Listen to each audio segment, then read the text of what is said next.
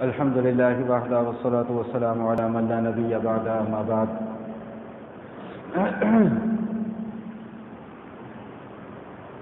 زندگی میں یہ پہلا رمضان ہے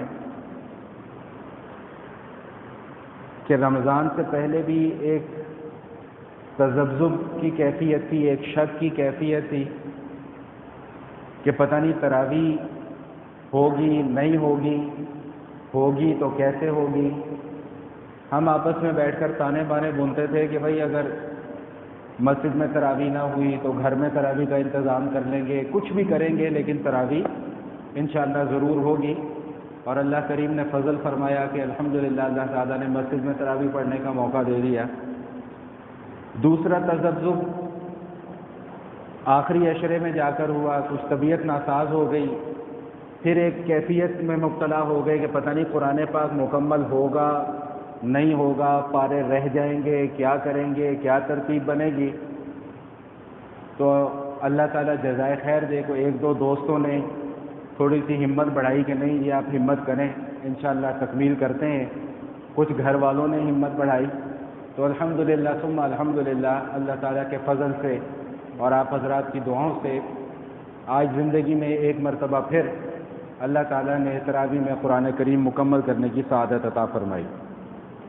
وقت چونکہ مختصر ہے، زیادہ لمبی چوڑی بات ممکن بھی نہیں ہے، کروں گا بھی نہیں، بس مختصراً سب سے پہلی گزارش تو مبارکباد کے مستحق ہیں آپ سب حضرات کہ جنہوں نے قرآن کریم کی تلاوت کو سنا، اور بالخصوص وہ حضرات کہ جنہوں نے اس ایک گھٹن کی کیفیت میں، ایک پابندیوں کی کیفیت میں اپنے گھروں کو چھوڑا، مساجد کے اندر آئے، مساجد کو آباد کیا اور قرآن کریم کی تلاوت کو سنا، یہ دوہری مبارکباد کے مستحق ہیں۔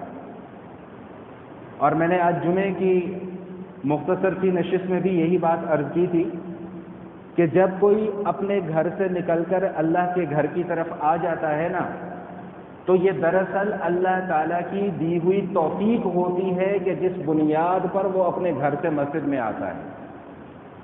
میں عموماً اس کی ایک مثال بیان کیا کرتا ہوں کہ مہمان جو ہوتے ہیں نا، مہمان یہ تین طرح کے مہمان ہوتے ہیں۔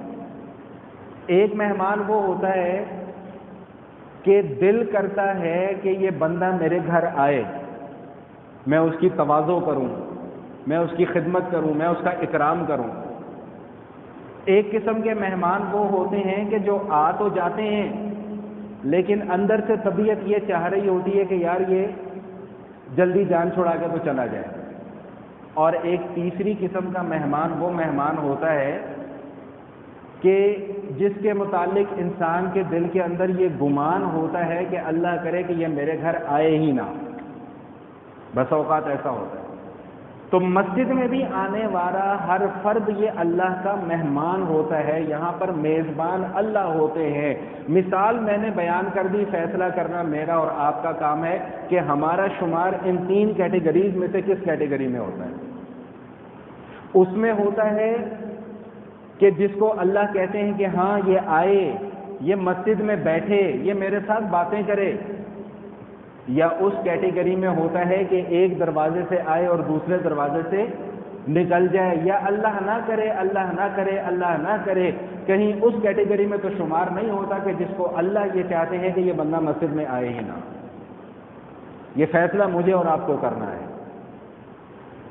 میں ایک حدیث صرف آج آپ کے سامنے بیان کروں گا، پھر اپنی بات کو سمیٹتا ہوں۔ رسول کریم علیہ الصلوۃ والتسلیم نے تین کام کرنے کی تلقین فرمائی ہے، اور فرمایا کہ اگر تم میں سے کوئی شخص یہ تین کام کر لے تو اللہ تعالیٰ ان تین کاموں کے بدلے میں دو انعام عطا فرماتے ہیں۔ ایک انعام تو اللہ یہ عطا فرماتے ہیں کہ گناہوں کو معاف فرما دیتے ہیں، اور دوسرا انعام اللہ یہ عطا فرماتے ہیں کہ بندے کے درجات کو بلند کر دیتے ہیں۔ وہ تین کام کون سے ہیں؟ رسول اللہ صلی اللہ تعالی علیہ وسلم ارشاد فرماتے ہیں سب سے پہلا کام کہ بھائی جب بھی وضو کرو تو اچھے طریقے سے کیا کرو،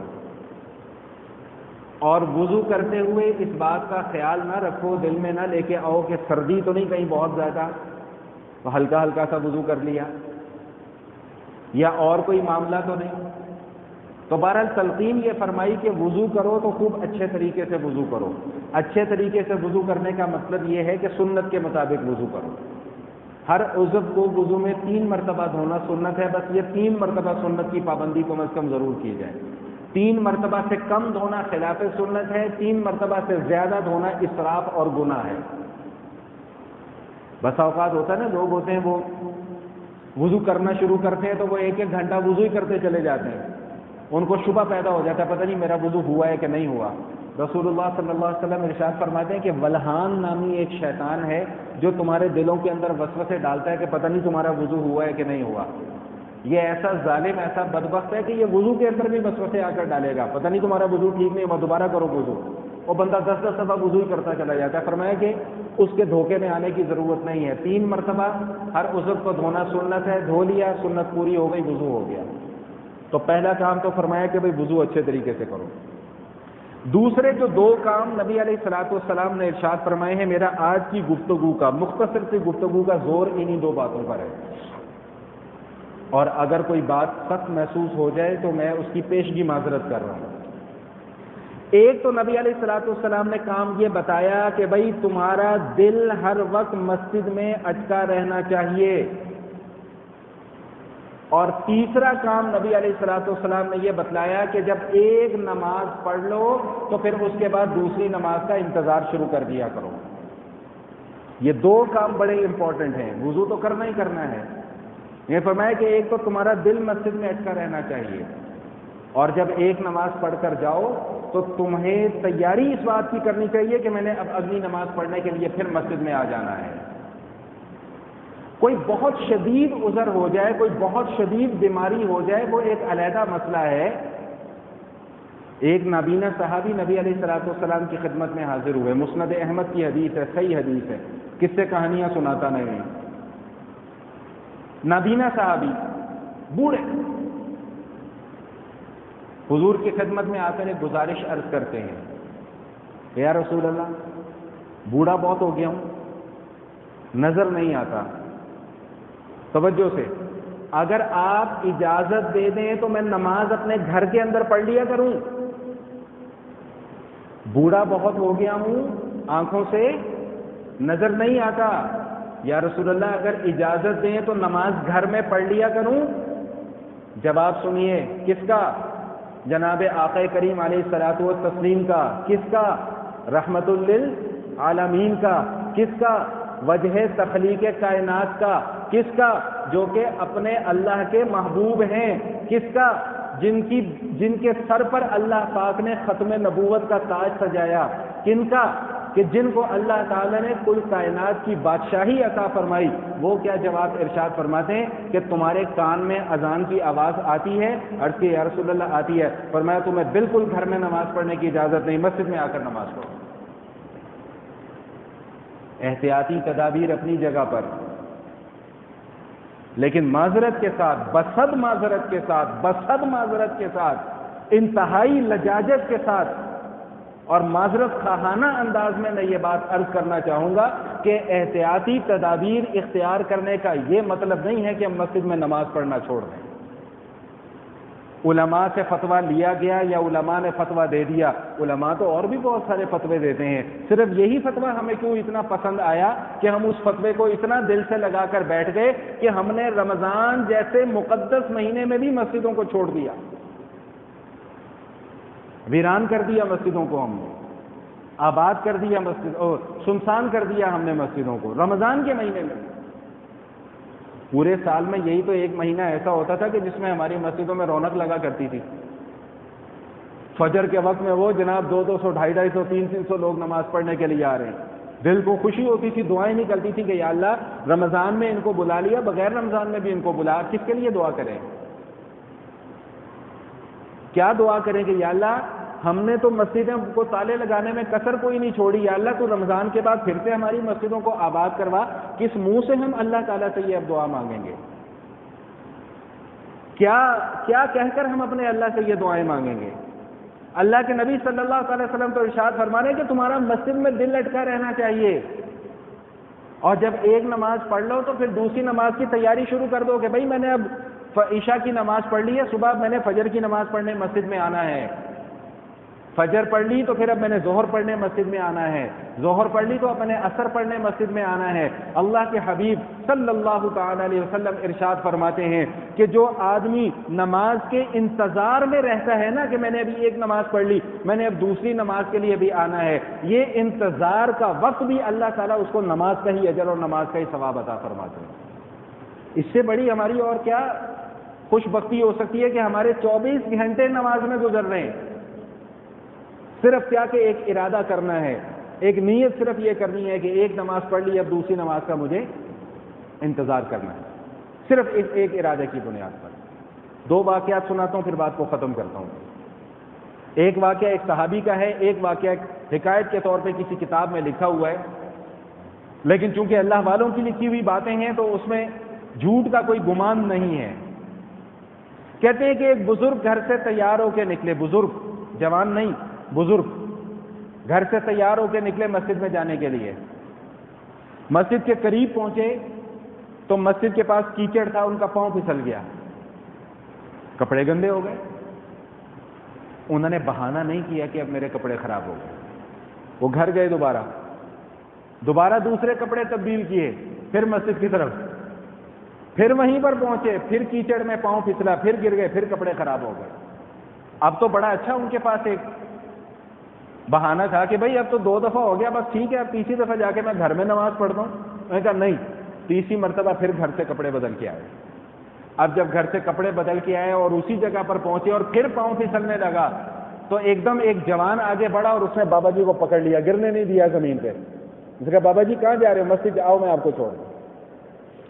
ہاتھ پکڑا، مسجد کے دروازے پہ چھوڑ دیا، بابا جی اندر، نوجوان باہر۔ بابا جی کہتے ہیں کہ بیٹا اتنا نیک کام کیا، مجھے مسجد تک چھوڑنے کے لیے آ گیا، تو بھی مسجد کے اندر آ جا۔ کہتے میں نہیں آ سکتا، میرے اوپر مسجد کے دروازے بند ہیں۔ بیٹا کیوں نہیں آ سکتا؟ بابا جی چھوڑو، جاؤ اپنا کام کرو۔ نہیں، میں تو پوچھ کے چھوڑوں گا، تو مسجد میں کیوں نہیں آ رہا؟ مجھے چھوڑنے آ گیا، خود نہیں آ رہا۔ میں نے کہا بابا جی میں ابلیس ہوں، اس لیے مسجد میں نہیں آ سکتا، میں شیطان ہوں، مسجد میں نہیں آ سکتا۔ تو بیٹا جب تو شیطان ہے، ابلیس ہے، تو اتنا اچھا کام کرنے کی کیا ضرورت تھی؟ مجھے میرے کپڑے گندے ہونے دیتا، مسجد میں چھوڑنے آنے کی کیا ضرورت تھی؟ تو اس نے جواب یہ دیا کہ جب آپ پہلی مرتبہ گرے اور دوبارہ گھر گئے اور پھر جب آپ کپڑے بدل کر واپس آئے تو اللہ تعالیٰ کی رحمتیں آپ پر برسنا شروع ہو گئیں۔ شیطان کو کہاں برداشت کہ اس کے اللہ کے بندے کے اوپر اللہ کی رحمتیں برسیں؟ کہتے آپ پھر آپ کا پاؤں پھسلا، پھر آپ گرے، پھر آپ گھر گئے، پھر آپ کپڑے بدل کر آئے، اور زیادہ رحمتیں برسنا شروع ہو گئیں، اور مجھے ڈر اس بات کا ہوا کہ اگر تیسری دفعہ آپ گرے تو کہیں ایسا نہ ہو کہ آج کے سارے دن کی رحمتوں کا حصہ اللہ آپ کے نامہ اعمال میں نہ ڈال دیں، اس لیے میں نے آپ کو گرنے سے بچایا اور آپ کو مسجد تک چھوڑ دیا۔ تو ذرا سوچئے گا اس بات کو بیٹھ کر کہ مسجد میں آنا کوئی معمولی بات نہیں ہے، اللہ سے بات چیت کرنا، مناجات کرنا، گفتگو کرنا کوئی معمولی بات نہیں ہے، یہ نصیب والوں کو نصیب ہوتی ہیں یہ چیزیں۔ ایک حدیث سناتا ہوں پھر بات کو ختم کرتا ہوں۔ حضرت امیر معاویہ رضی اللہ تعالی عنہ، تہجد قضا ہو گئی ایک رات، اٹھ نہیں سکے، آنکھ نہیں کھلی، تو اگلا سارا دن روتے رہے۔ رات کا وقت آ گیا، سو ہی نہیں رہے کہ یہ نہ ہو کہ کہیں میری پھر تہجد نہ قضا ہو جائے، اور رو رہے ہیں، معافی مانگ رہے ہیں۔ تہجد نفلی نماز ہے، پڑھ لو تو ثواب ہے، نہ پڑھو تو کوئی گناہ نہیں ہے، اور نہ ہی آخرت میں اللہ نے پوچھنا ہے کہ تہجد پڑھی تھی کہ نہیں پڑھی تھی، لیکن ایک تہجد قضا ہونے پہ ان کا یہ معاملہ ہے۔ پھر رو رہے ہیں، سو بھی نہیں رہے، لیکن اسی اثنا میں کسی وقت میں آنکھ لگ گئی، سو گئے۔ اب جب عین تہجد کا وقت ہوا تو ان کے کمرے کے اندر ایک شخص آیا اور ان کا انگوٹھا پکڑ کے جگایا، معاویہ اٹھو، معاویہ اٹھو بھائی، تہجد کا وقت ہو گیا، تہجد پڑھو۔ حضرت امیر معاویہ رضی اللہ تعالیٰ ہڑبڑا کے اٹھ بیٹھے کہ او بھائی تم کون، کیسے میرے گھر کے اندر بغیر اجازت کے؟ اس نے کہا جی میں ابلیس ہوں، اور بھائی یہاں پہ کیا لینے کے لیے آیا اور تہجد کے لیے کیوں اٹھایا؟ اس نے کہا جو کل آپ کی تہجد قضا ہو گئی تھی نا، اس کے بعد آپ روئے تھے، بہت زیادہ روئے تھے، اتنا روئے کہ اللہ تعالیٰ نے ساری کی ساری رحمتیں آپ کے نامہ اعمال میں لکھ دی۔ مجھ سے یہ چیز برداشت نہیں ہوئی، میں نے کہا یہ نہ ہو کہ آج آپ پھر سو جاؤ، آج آپ کی پھر تہجد قضا ہو جائے تو کل سے زیادہ رحمتیں کہیں آپ کے نامہ اعمال میں نہ لکھی جائیں، اس لیے میں آ گیا اور میں نے آ کر آپ کو اٹھا دیا۔ یاد رکھیے گا کہ جب تک یہ کیفیت ہمارے اندر نہیں پیدا ہوتی تب تک کام خراب ہے۔ اب تو جو ہونا تھا ہو گیا، جو وقت گزرنا تھا گزر گیا۔